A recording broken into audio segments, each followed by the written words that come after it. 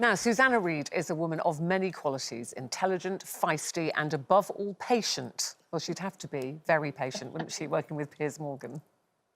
Piers Morgan is here for what, a few days? Or No, I'm here permanently. It's your ultimate nightmare.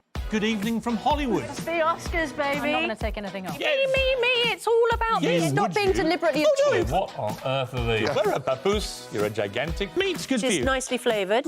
It would be weird if I did have a crush on you, and I don't. We are destined to be together. Susanna calls Piers Snuggle Bear and tells him, "You look so handsome, cutie pie." Thank you very much indeed. I got a kiss! Only the one kiss, Susanna, and you were kind of forced into it. I feel it. Listen, welcome, because, you know, probably you should be asleep by now because you've been up early doing G&B this morning. But 5 years with Piers, our respect to you. Congratulations from all of us here.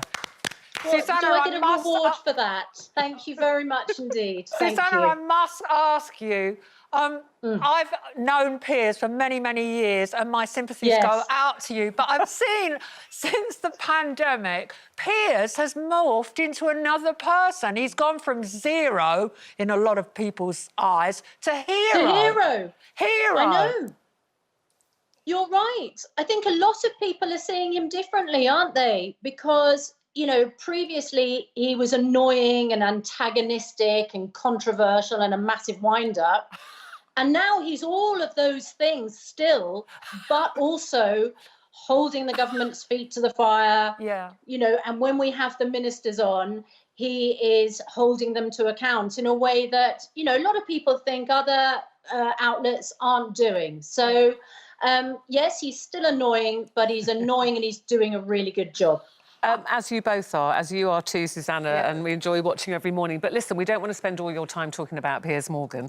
We want to talk to you about your new documentary series. This is called Death Row's Women, which is on Thursday at 9 o'clock on ITV. And you travelled to Texas in America. Tell us a bit more about this series. Pre-COVID, of course, and an utterly chilling experience. I was on death row meeting a notorious killer, Dali Routier. Now, she was 26 years old back in 1996, and the story as she tells it is that one night she woke up with her wounded 5-year-old child pressing on her shoulder.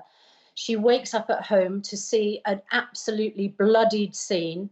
Her 6-year-old son has been brutally murdered. Her 5-year-old dies shortly afterwards when he's taken to hospital. She is slashed across the throat. And she says an intruder burst into their home just outside Dallas and murdered the 2 children and tried to kill her. Now, the police said there was no intruder. Absolute nonsense story. She murdered her 2 tiny children and then slashed her own throat in order to stage a crime scene. And a jury didn't take long to believe the prosecution case, and they convicted her, and she was sentenced to the death penalty, lethal injection. Now, she has spent almost half her life on death row. She hasn't yet received an execution date, and most people, the average on death row is you spend 10 years between conviction and execution. She has spent almost a quarter of a century on death row because the case is just embroiled in appeal after appeal. And I sat down in front of her. I mean, it gives me the chills even now. We are the same age. We are separated just by bulletproof glass. We are both the mothers of 3 boys. And yet she is there accused of the most gruesome crime, convicted and sentenced to death. And she says it's all a terrible mistake.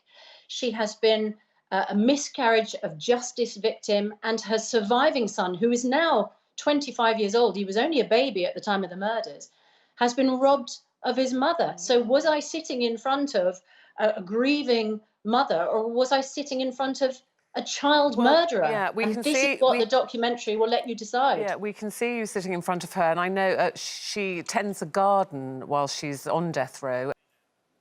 I think accused of and convicted.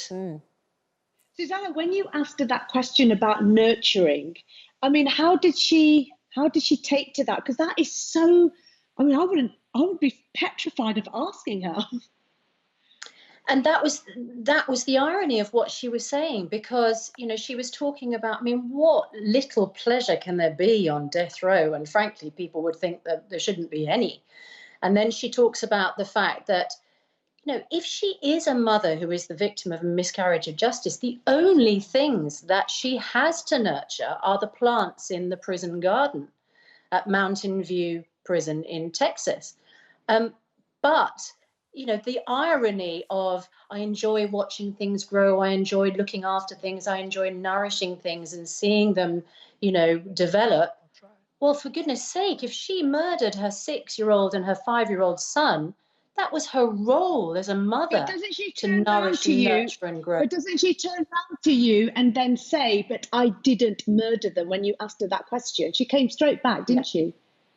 She says she is not a killer. She is not responsible for the murder of her 2 little boys, and that if she is executed, there will be innocent blood on the hands of those who give her the lethal injection. She is adamant she will be exonerated. Sorry, Susanna, it's such chilling what you're saying to us. And from my background in social work and youth offending, I've seen some horrific things, and it just makes me want to ask you, was you emotionally supported before and after doing this documentary?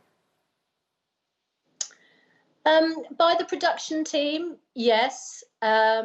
It is a very emotional experience, isn't it? And when she describes the scene of those 2 little boys and their bodies, it is such a horrific image. And she was in tears. Now, the viewers might think they're crocodile tears and they might not believe her. I was so moved by what she was saying, because whether she is guilty or she is innocent, those 2 boys lost their lives that night. And that is a really terrible thing to hear and to imagine. Susanna, I'm so sorry to interrupt you because we have to go. Death Row's Women is Thursday at 9 p.m. on ITV. I'm on a hard count and you'll understand that more than anyone, but I do want to wish you a very happy 50th birthday, which coincides with the launch of your documentary on Thursday as well. So happy birthday. Happy birthday. And we look forward Happy birthday. Thank you, Susanna. Good to talk to you. Thank you very much.